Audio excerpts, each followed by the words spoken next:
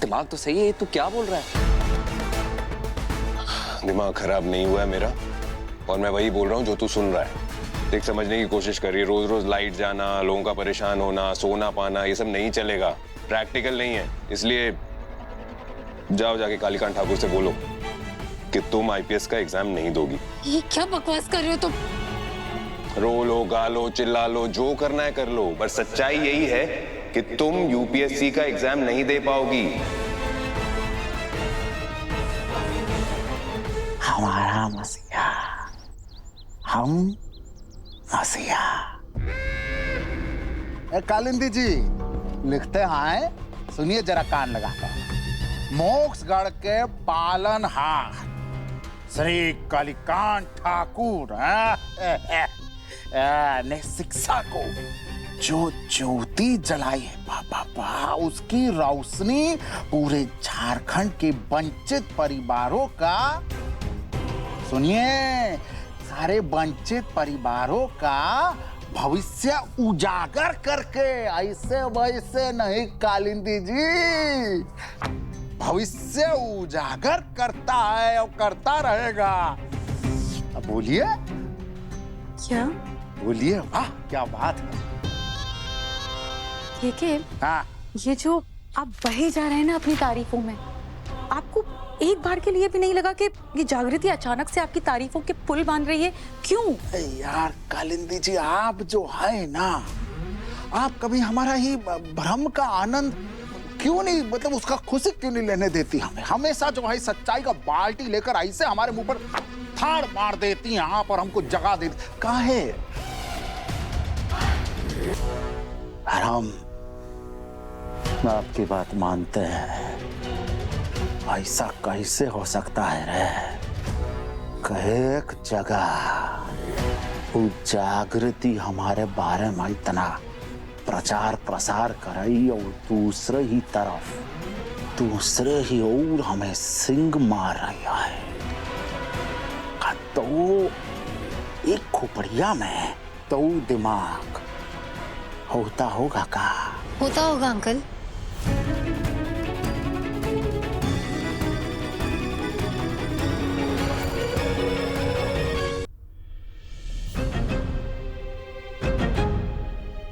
पर मेरे पास नहीं है।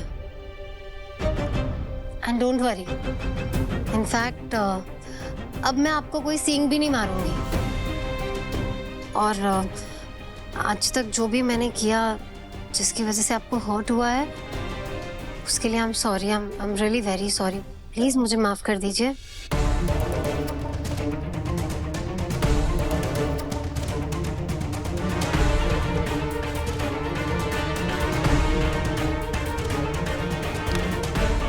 केके, ये क्या कर रहे हैं आप? अरे रुको जरा कालिंदी जी, हम देख रहे हैं कि आज सूर्यदेव उगे भी हैं कि नहीं। सूर्यदेव जो हैं आज भी पूरब से ही उगे हैं।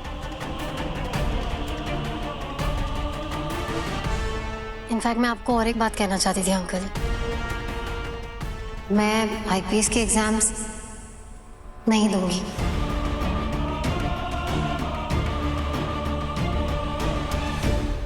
अरे हृदय परिवर्तन कैसे आया? हाँ हाँ, हमने तुम्हारी वो जो किताबें हैं जला दी तो डर गई ना।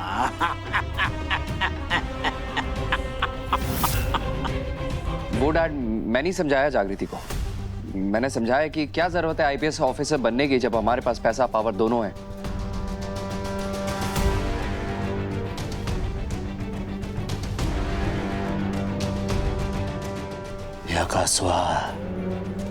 सही कह रहा है का?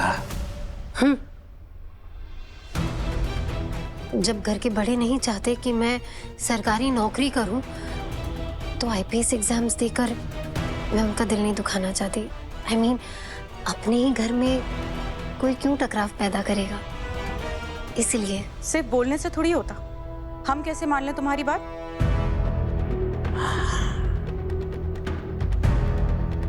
पता है केडी आंटी, मुझे लगा था कि आप ये सवाल जरूर करेंगी। आपका डाउट दूर करने के लिए ना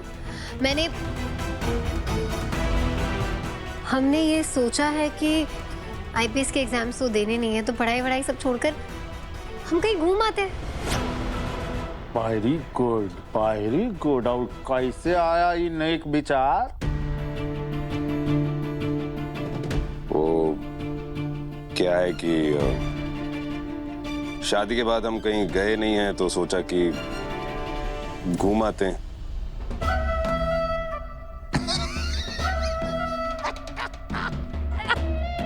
आए तो ऐसे शर्मा कहा रहा है लड़की जैसा? आई छोकरिया थोड़ी ना है तू। हाँ? अरे बेटा ये तो जीवन का नीति है। अरे तुम लोग जाके वो मनाना चाहते हो ना, क्या बोलते हैं उसको? हनी हनी हनीमून। हाँ, हनी का हनीमून। अरे जाके मनाओ, खुशी से मनाओ, जब मन करे जाके बनाओ। हाँ बेटा। डैड, वैसे मैं और सपना भी सोच रहे थे कि हम भी हनीमून मना के आते हैं। नहीं, सूरज और जागृति जा ही रहे, तो हमने सोचा कि हम चारों ही साथ में घूम के आ जाते हैं, तो अच्छा रहेगा।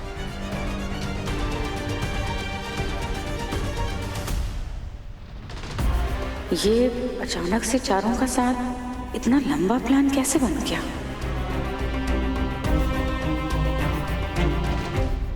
सूरज, तुम ऐसा क्यों बोल रहे हो कि मैं एग्जाम्स नहीं दे पाऊंगी? क्यों नहीं दे पाऊंगी एग्जाम्स?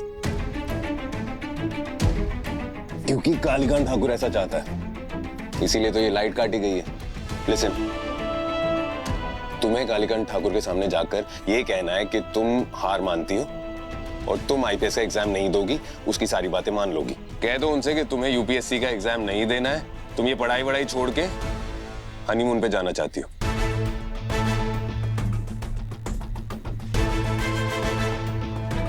इनफैक्ट तुम, मैं, आकाश, सपना, हम चारों मिल के हनीमून पे जाएंगे। Good idea. मतलब हम हनीमून के बहाने किसी ऐसी जगह जाएंगे जहां पे जागृति बिना किसी डिस्टरबेंस के पढ़ाई कर सकती है। Good idea. ऐसे लड़का है तो समझदार। चलो कोई बात नहीं यार, ये यूपीएससी का परीक्षा का भूत दिमाग से तो उतरा इसके। इसकी खुशी में जाओ चारों। हाँ, और खुशी खुशी मनाना हनीमून।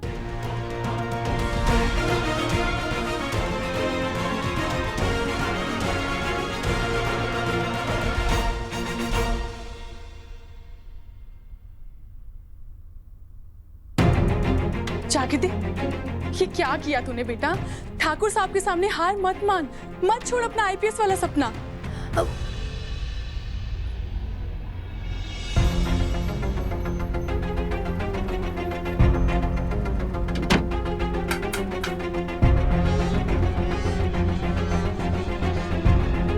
बैठिए। जिसकी हिम्मत खुद गंगा माँ हो, वो हार कैसे मान सकता है? मतलब तू? मतलब मैं आईपीएस एग्जाम्स दूंगी। पर तू तो कहीं घूमने जा रही है ना? वो तो बहाना था।